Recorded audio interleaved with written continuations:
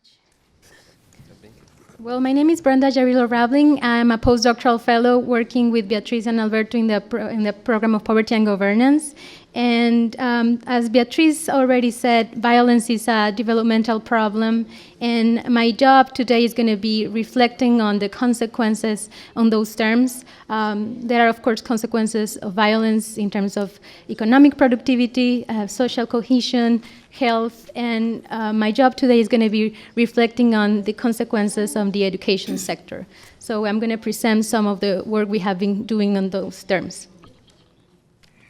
So for the motivation of our research, as you know, violence is a major threat for the security of children and schools.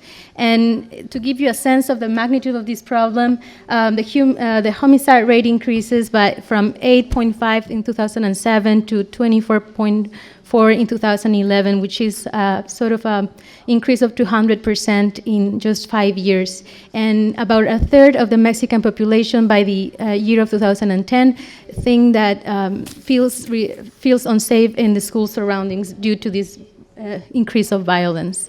So, and what does this matter? As Beatriz already said, violence is a developmental problem and has negative consequences in the quality of education that leads also to more problems in terms of human development, economic growth, poverty alleviation. And when development fails, countries experience greater risk of being caught in a poverty trap, a violence trap, sorry. So what are the objectives of this study? First, we estimate the impact of exposure and persistence of the Mexican drug-related war in math test scores. Math test scores is our proxy of education quality. We also estimate the differences of these effects in terms of the localities' degree of urbanization, so rural localities, medium-sized localities, and bigger cities. And also in terms of the poverty status of the locality where the violence is being taking place, and also in terms of grade level, so comparing elementary school with lower secondaries. And a major contribution of our study is to really try to disentangle what is happening in schools when violence takes place. So we look at the potential mechanisms and estimate them empirically. All the measures that we are presenting today are related to a loss of classroom instruction. So from the supply side, we have teacher absenteeism, teacher tardiness, and teacher attrition related to when violence happens in a locality. And from the demand side, we analyze also student absenteeism, tardiness, and the propensity to leave school early. So what do we know from other prior research? Violence has well investigated in terms of the educational consequences. Violence defined as military conflicts, civil wars, organized crime, and the effects has been found in terms of school enrollment, educational attainment, and academic performance. So most of the research done in terms of educational qualities in the States, because the availability of amazing data is in this country. In Latin America, there's more research related to criminal violence in educational attainment in Brazil and Colombia. And also, there's an estimate of course, a negative estimate of in terms of academic achievement. We also know less on the aspects of how criminal violence actually affect educational outcomes. So that's our paper. That's why our paper makes a major contribution. So in terms of mechanisms, just to trying to think of our framework for analysis, we have violence can affect the education of the men, that is children and families, through factors, health-related factors causing psychological distress, physical harm, and also economic effects, changing the investment decisions of families, which experience higher opportunity costs, lower returns of education, and all of that has a negative impact on academic achievement. On the other side, we also know from other research that when violence happens in a community, we observe school shutdowns, schools are destroyed, teachers leave the community or stop going to school, and that also has negative consequences on achievement. So in terms of moderators, we expect we know that violence is very context specific, so it's different in urban versus rural areas, and we expect to see, given the violence in the case of Mexico is very urban oriented, we expect to see stronger effects of violence in urban areas and poor communities, and we also expect to see stronger effects for older kids, so for those attending lower secondary. So another contribution of our work is to really try to understand how to measure violence, which is not an easy task, but we definitely, our research is different in the terms that we don't assume a linear relationship between test scores and homicide rates. We instead use an event approach model in the case, and this is because the violence in Mexico is characterized by intermittent spikes of bloody events that are pretty hard to foresee or predict for the regular people. These are fights that are mainly caused by cartel fights triggered by competition, betrayals, conflict with authorities. And the reason they also happen is because the criminal organizations are trying to establish a de facto control in key areas, and they also lead to other type of crime in the community, such as extortion, kidnapping, human trafficking, money laundering, and armed trafficking. So just to give you a better perspective of how we are measuring violent crime. So this is an example. This is the homicide rate in the Ciudad Juárez, one of the more bloody cities in Mexico, from 2006 to 2011. The x-axis is just time, and we are plotting here the homicide rates in that period. The blue line is the number of firearm killings over time, and the gray area is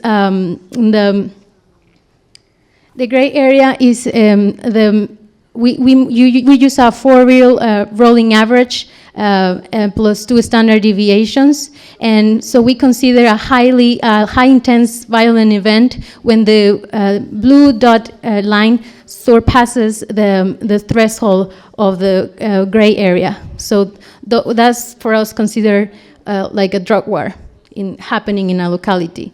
And we measure persistence in terms of the number of months in which in an academic year the level of violence was above the threshold. So just to repeat, we're measuring two things: the exposure to high violent crime and the persistence. I'm going to present here most of the estimates for the exposure, but similar results are found for the persistent measure.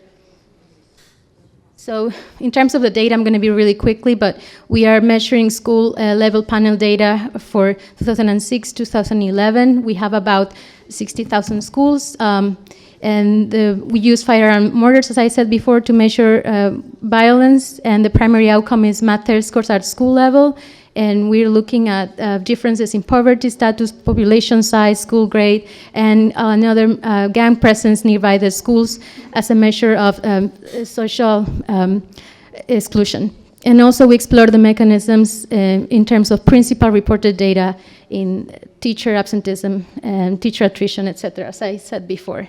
So just to give you a sense of the problem in Mexico, I'm plotting here the percentage of the schools that are in localities exposed to drug wars or high violence, as we said we're going to measure.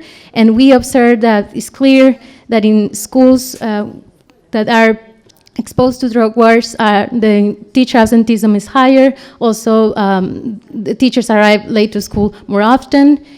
Student absenteeism is more frequent, and students leaving class, arriving late or leaving class early is also higher. In terms of the presence of youth gangs near the schools, we also observe there is a bigger percentage of schools exposed to drug wars. Also has a stronger percentage of presence of youth gangs compared to schools that are in localities where there's no drug wars in this period. And this seems like a complicated graph, but what we're trying to say here is that regardless of poverty level, there's a higher proportion of schools affected by drug wars in urban areas. So here, the x-axis is quartiles of poverty. Very poor is a very on the right, and you can compare in each case the schools in places with drug wars and schools with no exposed to drug wars. If you compare the first bar in each graph, you can see that the red one is always bigger in the schools with exposed to drug wars. So that's a percentage of schools in large urban areas, and it's always greater. So these are the main effects, and the line is on zero. Whatever is on the left is a negative effect. So we are finding negative effects in terms of drug exposure and months of drug exposure on academic achievement. And to give you a sense of what that means, it represents a 24% of the average annual rate in test scores, and 21% in the case of months of drug work. So it's a pretty sizable negative effect. And to go to the differences, as I said before, taking account that the more to the left, the greater is the negative effect. So we found that this effect is larger in large urban areas, and the effect of drug war in large urban areas is even higher in high poverty localities. We also found that there is a more negative effect in lower secondary schools compared to primary schools. And the effect is even larger when we take into account high poverty, that these lower secondary schools are located in high poverty areas.